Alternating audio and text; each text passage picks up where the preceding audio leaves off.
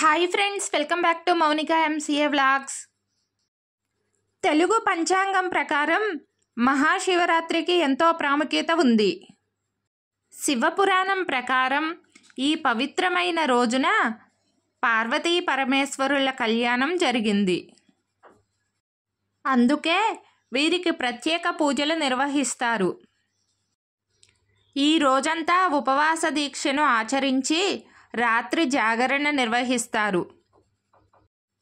ఈ నేపథ్యంలోనే ఈ ఏడాది 26 ఫిబ్రవరి 25 బుధవారం రోజున మహాశివరాత్రి పండుగను జరుపుకోనున్నారు. ఇదే రోజున పరిధి యోగంతో పాటు కొన్ని శుభయోగాలు ఏర్పడనున్నాయి. శివపురాణం ప్రకారం ఈశ్వరుడిని కొలిచేవారంతా జీవితంలో ఎలాంటి సమస్యలను ఎదుర్కోవాల్సిన అవసరం లేదు. బోలాశంకరుడు తన భక్తులపై ఎల్లవేళలా ఆశీస్సులను కురిపిస్తూనే ఉంటాడు. శివపురాణంలో మహాదేవుడిని ప్రసన్నం చేసుకునేందుకు, ఆర్థిక వివాహ సమస్యల నుంచి బయటపడేందుకు అనేక పరిహారాలున్నాయి.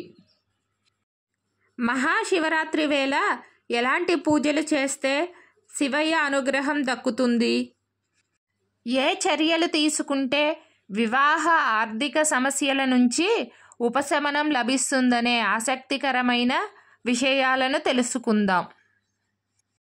ముందుగా జలాభిషేకం. మహాశివరాత్రి రోజున గంగాజలం, నల్ల నువ్వులను నీటిలో కలిపి శివలింగానికి జలాభిషేకం చేయాలి.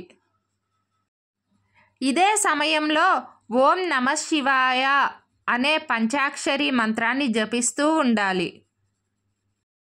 ఇలా చేయడం వల్ల మీరు ఆర్థిక సంక్షోభం తొలగిపోవడంతో పాటు ఉద్యోగులకు, వ్యాపారులకు సమస్యలన్నీ తొలగిపోతాయి. మీ జీవితంలో ప్రతికూలతల నుంచి ఉపశమనం లభిస్తుంది. ఈ కాలంలో మీ పెండింగ్ పనులు కూడా తిరిగి ప్రారంభిస్తారు. మీకు రహస్య శత్రువుల నుంచి ఇబ్బందులన్నీ తొలగిపోతాయి. అందుకని మహాశివరాత్రి రోజున శివలింగానికి జలాభిషేకం చేయడం చాలా మంచిది. అలాగే ఆర్థికపరమైన సమస్యలతో ఎవరైతే ఇబ్బంది పడుతుంటారో వారందరూ శివయ్యకు ఇష్టమైన సోమవారం రోజున ఇలాంటి పరిహారాలను పాటించాలి. మీరు నివసించే ప్రాంతంలో సాయంకాలం సంధ్యావేళ శివాలయానికి వెళ్ళి అక్కడ ఉన్న శివలింగం దగ్గర నెయ్యి దీపం వెలిగించి మీ మనసులో కోరికలను కోరుకోవాలి. ఈ పరిహారాన్ని ఒక సోమవారం ప్రారంభించి 41 సోమవారాల పాటు దీపారాధన చేయాలి. ఆర్థిక సంక్షోభాల నుంచి బయటపడేందుకు ఈ పరిహారం ఎంతగానో ఉపయోగపడుతుంది. అలాగే శివయ్యకు నైవేద్యం.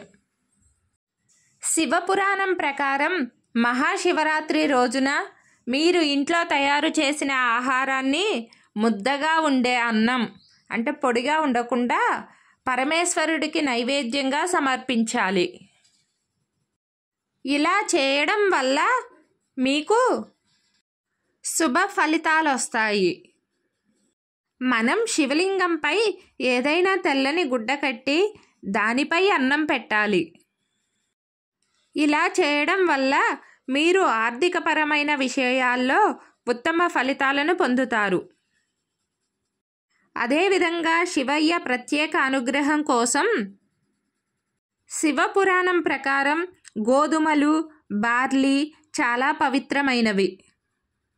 పరమేశ్వరుని పూజలో అత్యంత కీలకమైనవిగా పరిగణించబడ్డాయి. నీటిలో బార్లీని కలిపి శివలింగానికి సమర్పించడం వల్ల మీకు భౌతిక సంతోషం కలుగుతుంది. మీ పూర్వీకులు కూడా సంతోషిస్తారు. మహాశివరాత్రి రోజున గోధుమలు దానం చేయడం వల్ల కూడా మీకు శివుని అనుగ్రహం లభిస్తుంది. అంతేకాకుండా గోధుమలతో చేసిన వంటకాలు కూడా శివునికి అత్యంత ప్రీతిపాత్రమైనవని నమ్ముతారు.